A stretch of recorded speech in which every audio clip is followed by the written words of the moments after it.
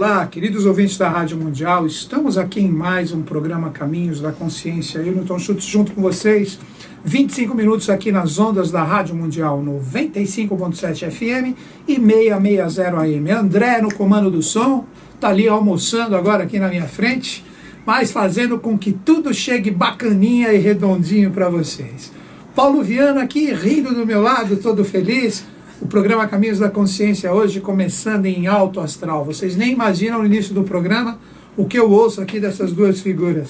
Mas tudo faz parte. Amizade, fraternidade, estamos todos juntos nessa mesma barca, como eu sempre digo, né? É sempre uma alegria quando eu chego aqui na Rádio Mundial, encontro a Edna ali na frente, o Evaldo está aí também, o Toninho, tanta gente bacana, né? Então, quando a gente chega aqui na Rádio Mundial, qual é a ideia? Passar um conceito bacana, positivo para vocês. Cada um com a sua tônica, todo mundo respeitando todo mundo, e com isso a gente segue firme nessa barca que eu acabei de falar, o qual se chama evolução. Essa barca, ninguém escapa dela, independente dos seus atos. Alguns remandam um pouquinho mais forte, outros remandam um pouquinho mais devagar, mas todos andam para frente. Nem que seja um pouquinho, sempre a consciência, seja no rigor ou no amor, ela faz com que seja cada vez mais aflorada, e com isso nós fazemos o planeta Terra análogo ao que nós somos como consciência coletiva.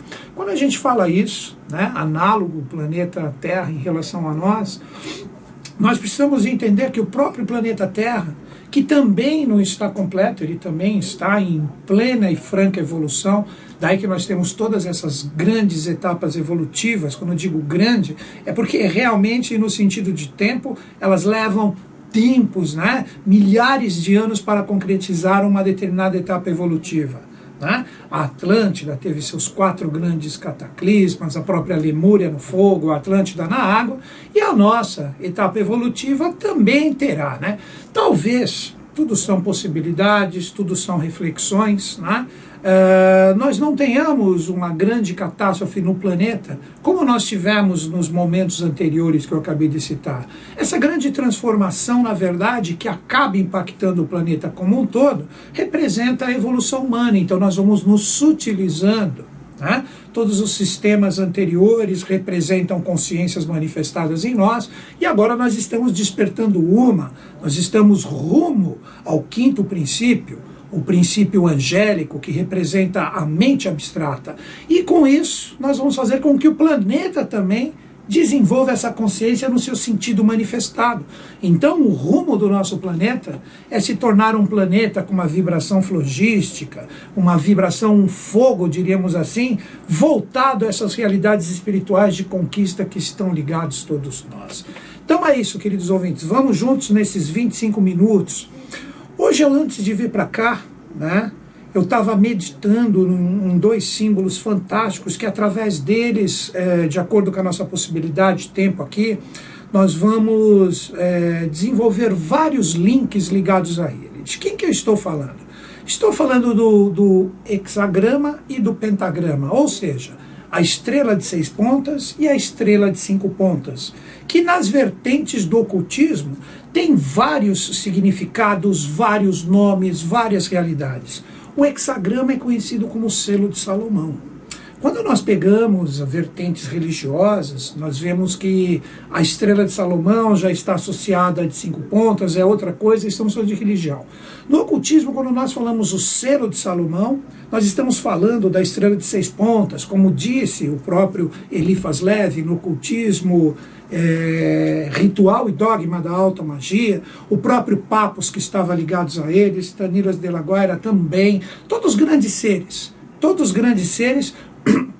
que traziam no seu compêndio de estudo e no seu compêndio de pesquisas esse conhecimento da sabedoria das idades.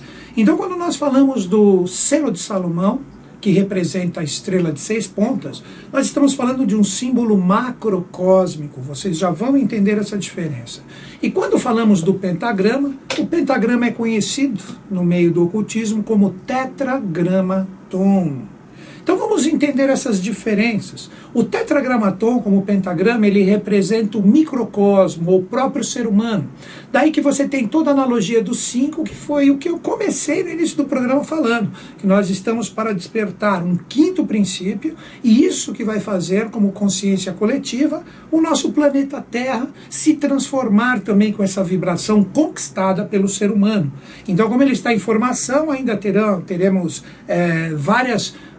diríamos assim, vários impactos em todos os setores que nós temos no planeta. Mas voltando, o tetragramaton, tetra 4 grama, palavra, tom, som. Então nós estamos falando do som das 4 palavras. Que som das 4 palavras são esses? Os 4 elementos, os 4 estados de consciência manifestados no ser humano, físico, etérico, vital, astral e mental. Então, quando nós falamos tetra, nós envolvemos todo esse universo do 4, o qual o planeta Terra hoje é regido. Ele já tem o quinto princípio transbordado para muitas pessoas que já conseguem se conectar a ele, algumas até um sexto, uma minoria, mas já ligados a um sexto princípio. Então, quando nós falamos do tetragramaton, representa, através do pentagrama, o 4 que está sendo burilado para o despertar de uma quinta consciência. Daí que nós pegamos ele como representação do microcosmo, que representa o ser humano, ou, se vocês quiserem uma palavra mais cabalística, conhecido como Adam Hev, o Adão e Eva, que está arrumando para o Adam Kadmon. O Adam Kadmon é o homem cósmico, ou o homem celeste. Então, com isso, você tem o quê? O pentagrama para cima. Então, a parte da cabeça do ser humano, quando você coloca o pentagrama com uma ponta para cima e 2 para baixo, você está colocando ele no seu sentido correto, no seu sentido qual o ser humano se religa novamente às realidades cósmicas e celestes. Mas para isso acontecer, aí que vem a palavra tetragramaton. Precisa ter o poder equalizado, equilibrado, harmônico e evolutivo das 4 realidades que estão abaixo dessa ponta que está para cima, formando a estrela de 5 pontas. Então o ser humano precisa se equilibrar com a sua alma, que representa a mente e a emoção. Nós poderíamos dizer que representam os braços do pentagrama, e também a sua parte física ou corpórea, diretamente falando, que representa os 2 pés do pentagrama, a sua consciência física e a vitalidade que o anima. Quando o ser humano decifra essa esfinge e coloca o pentagrama para cima, o que ele está fazendo? Ele está se conectando a essas realidades sublimes, a essas realidades superiores, e transformando, como eu disse, o Adam Kadmon, ou Adão e Eva, na realidade o Adam Hev, como Adão e Eva, no Adam Kadmon, que é o homem celeste. Então todos esses segredos estão voltados para a realidade do pentagrama. Já para símbolo da baixa magia, da magia contrária, da magia da esquerda, o que se faz? É só você inverter o pentagrama para baixo. Aí a consciência do ser humano, que tem que se elevar, que tem que se voltar, tem que pensar de uma forma mais coletiva para que os 3 atributos superiores cheguem a ele, essa consciência fica virada para baixo. Então, como símbolo de baixa magia, você tem o pentagrama invertido. Se você pegar um exemplo, como que nós podemos dizer isso? O ser humano possui 7 centros de força ou chakras, que aí quando você pega, de repente, nos ensinamentos do velho ciclo, se falam dos 7 selos que são abertos pelo Cordeiro de Deus. Nada mais são do que os chakras ou as consciências que estão presentes no ser humano, e também através dos planetas como formas astrais, ligados à realidade dos próprios anjos criadores, como regentes dessas forças.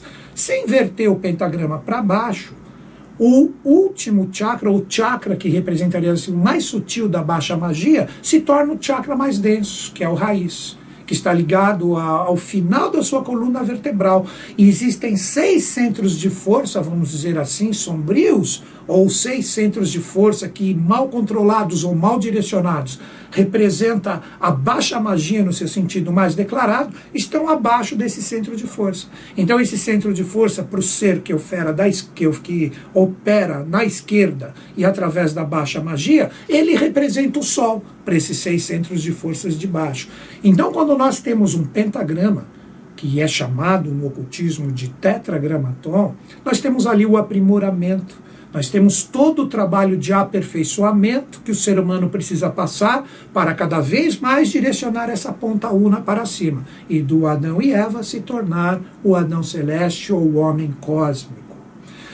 Quando nós pegamos agora, para vocês entenderem, por que o selo de Salomão, a estrela de 6 pontas, repetindo, o selo de Salomão não ligado às religiões e sim às vertentes sérias do ocultismo, nós temos a estrela de 6 pontas, o equilíbrio perfeito entre o mundo celeste e o mundo terreno. Daí que você tem 2 triângulos entrelaçados, um apontando para baixo e um para cima, em perfeito equilíbrio e harmonia. Então, quando falamos do hexagrama, nós estamos falando do hexágono, que representa o seu coração, a parte interior da junção dos 2 triângulos. Nós temos o perfeito equilíbrio.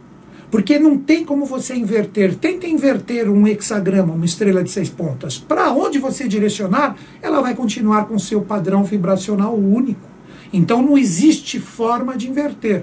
Com isso é colocado o hexagrama como exemplo do arquétipo das realidades celestes ou macrocósmicas e o pentagrama ou o tetragramaton como realidades voltadas para o mundo terreno ou para o microcosmo. Mas os dois operam juntos. São esses 2 símbolos que juntos, agora a gente entra em alguns segredos interessantes, né?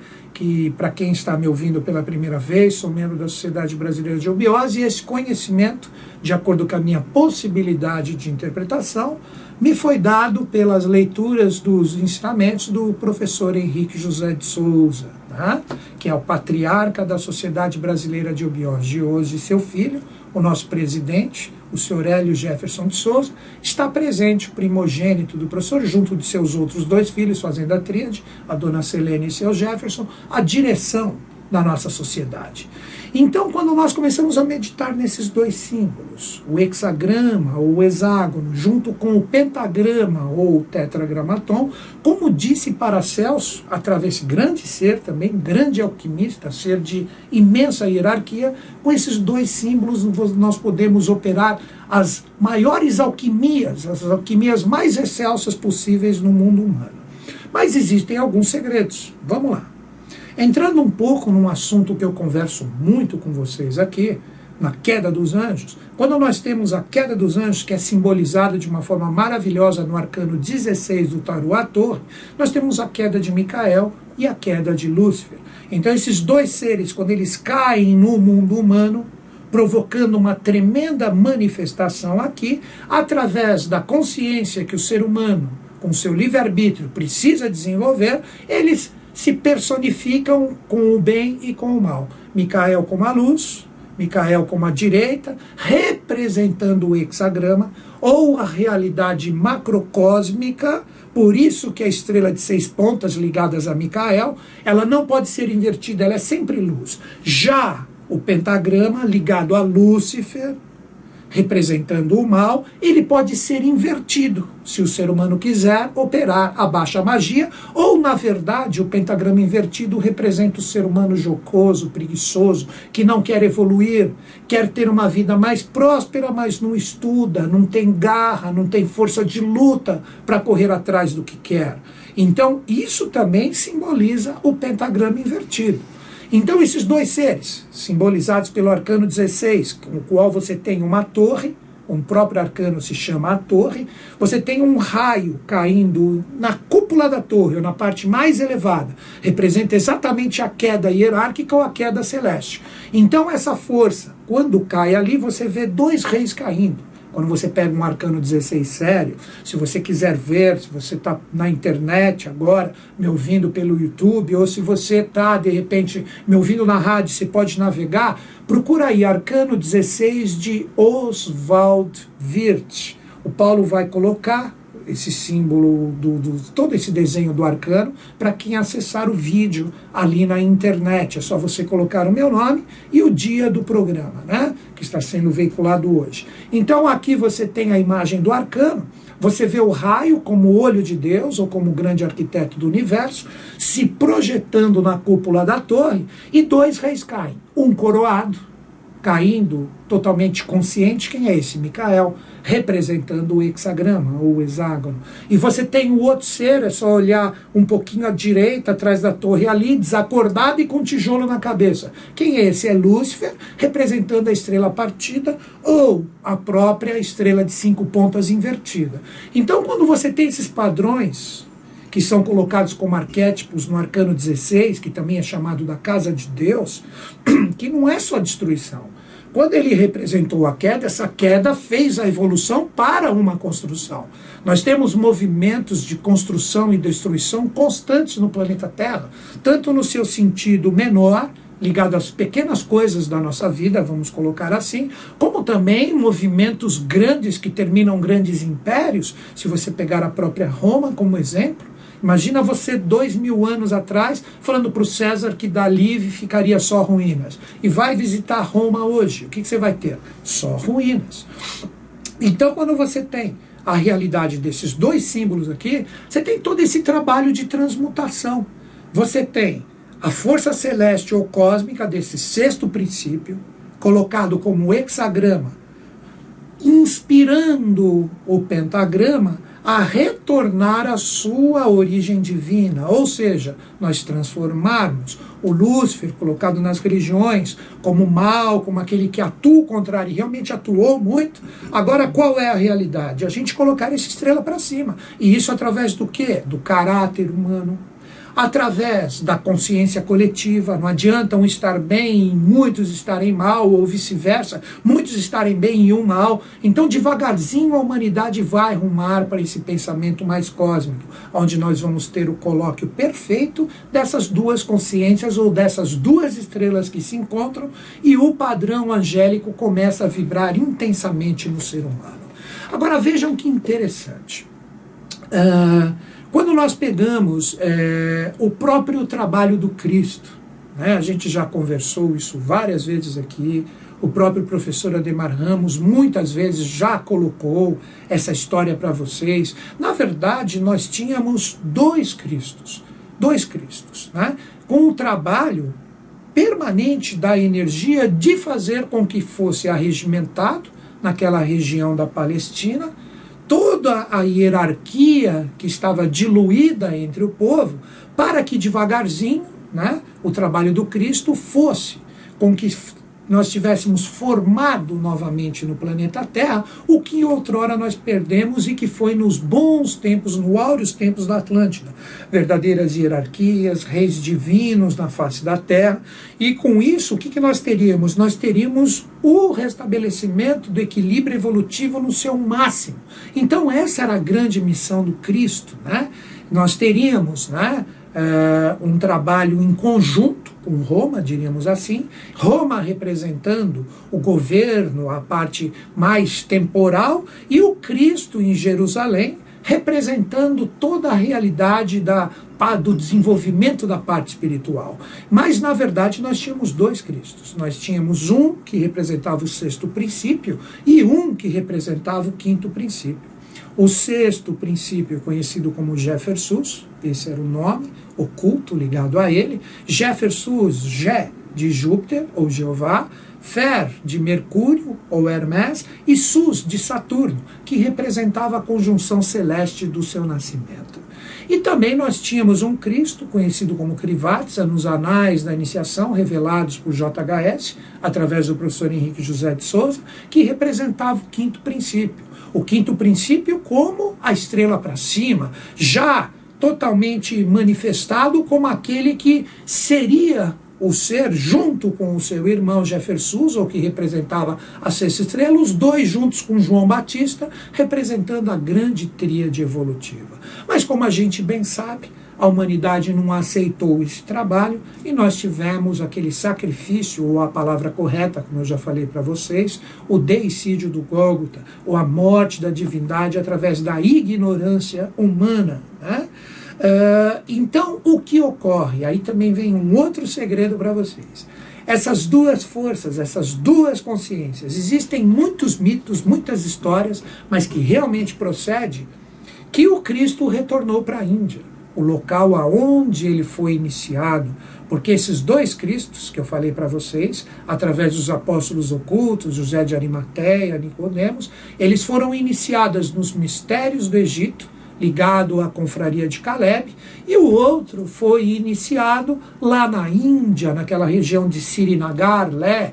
E este mesmo que representava o quinto princípio, que foi iniciado nos mistérios voltados a Lé e Srinagar, o que acontece com esse ser? Quando nós temos o decídio do Gólgota, para lá ele retorna. E junto com ele, em potencialidade, nós tivemos 999 consciências. Esse é o número de uma hierarquia. O número de uma hierarquia é 1000. Você tem o chefe da hierarquia, mais 999 consciências chefiadas por ele.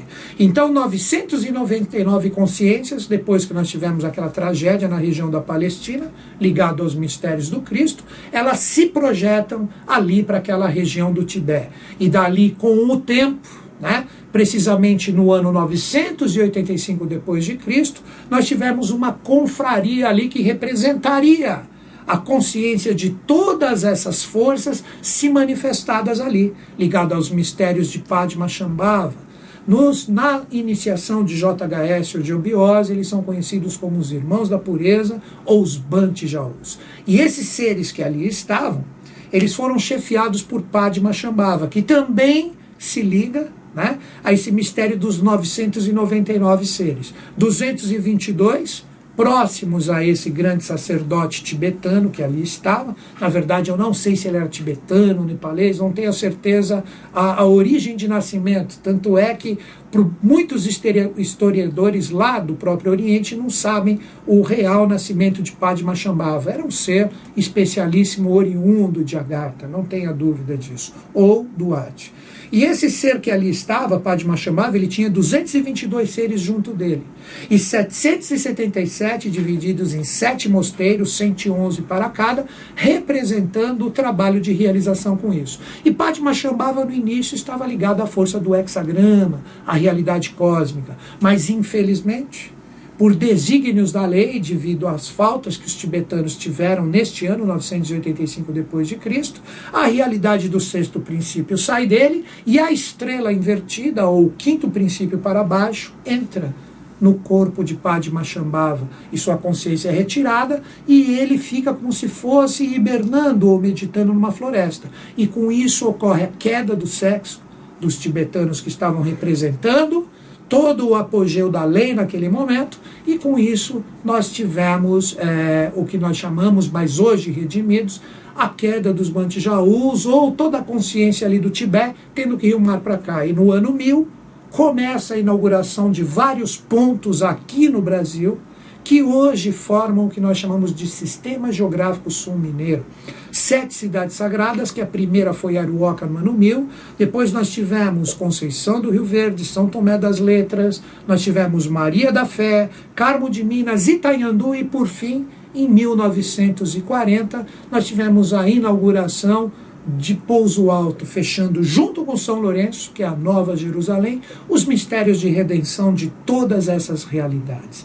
Queridos ouvintes, se você entrou em sintonia comigo nesse programa, se algo bateu, o que eu recomendo para você? A Sociedade Brasileira de Obiose. Hoje não existe sociedade iniciática que tenha tantos valores de conhecimento, como foi deixado para nós, como na Sociedade Brasileira de Obiose. Esteja você onde estiver, São Paulo, Brasil, mundo, manda um e-mail para mim informando sua localidade. caminhos2005@terra.com.br caminhos2005@terra.com.br. Informe o local onde você está e você pode fazer a iniciação aonde você estiver no planeta, por correspondência ou presencial, se tiver algum departamento próximo a vocês. Agradeço Evaldo, agradeço Paulo, um grande e fraterno abraço a todos, que os Budas da Era de Aquário estejam em sintonia conosco, com o Brasil e com o mundo, e eles estão. Até o próximo programa.